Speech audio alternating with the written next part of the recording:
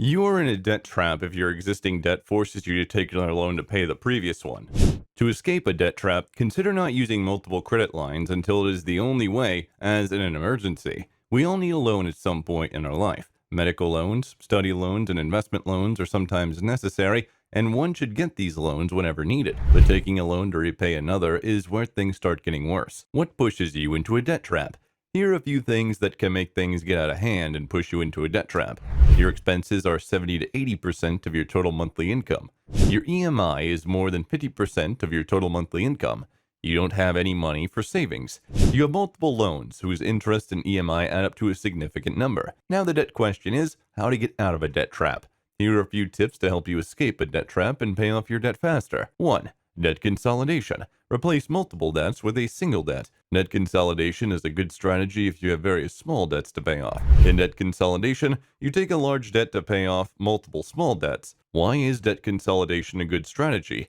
By taking a big loan to pay off small ones, you can avoid the headache of managing all the small loans. Whenever you decide to escape a debt trap, debt consolidation is one of the best ways to go.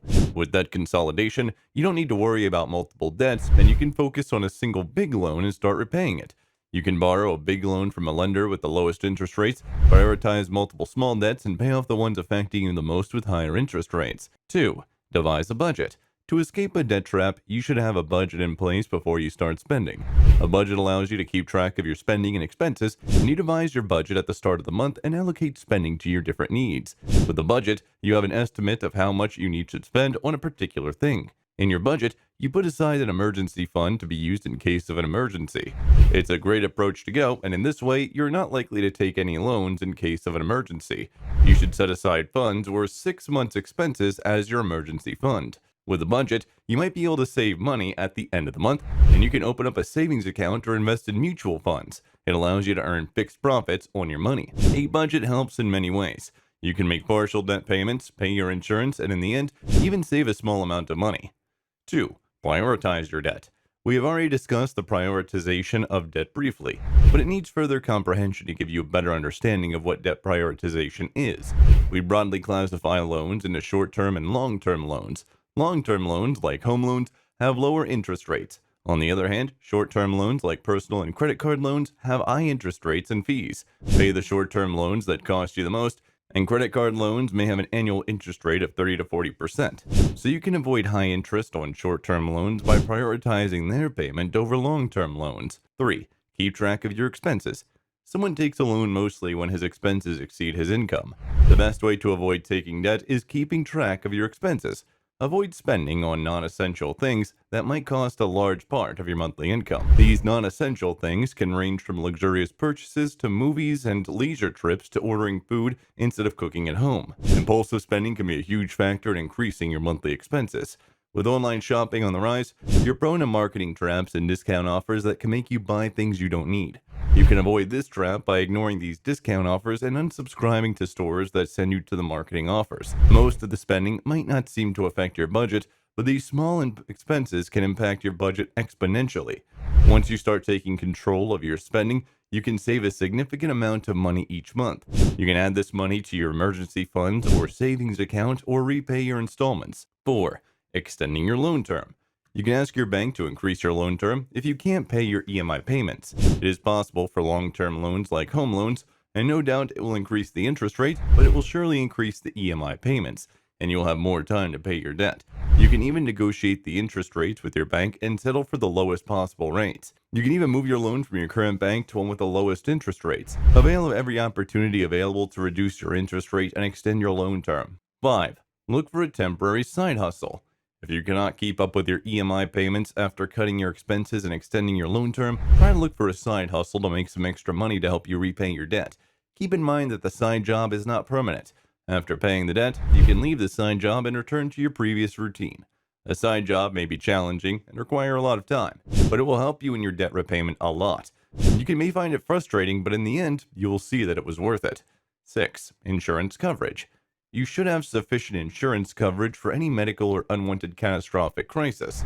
Insurance will help pay your debt without worrying about healthcare or other unwanted costs. Your insurance will cover unforeseen circumstances, and you can use the extra money to pay off your debt or move into your savings account. 7. Use a credit card wisely. You should use a credit card wisely. Credit card loans come with high interest rates, and using them can put you into huge debt. Consider the following things regarding the use of a credit card. Here, wisely means using them when no other options available. Ideally, do not make any purchases with a credit card. Minimize your online shopping, and when you do, use a debit instead of a credit card. You should pay your credit card loans as soon as possible. Do not pay the minimum amount because the remaining debt gets shifted to the next month with a higher interest rate.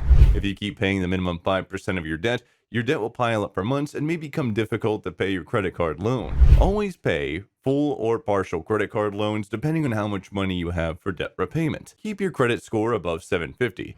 With a credit score above 750, you may lower the interest rates on your credit card loan whenever you use the credit card. 8. Liquidate your assets.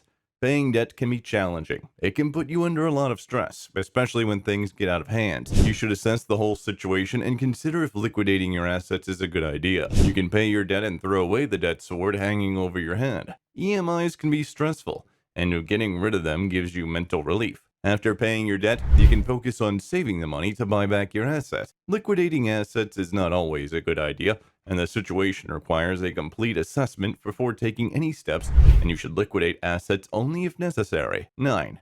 Avoid trapping yourself in debt in the first place. You can avoid falling into a debt trap in the first place.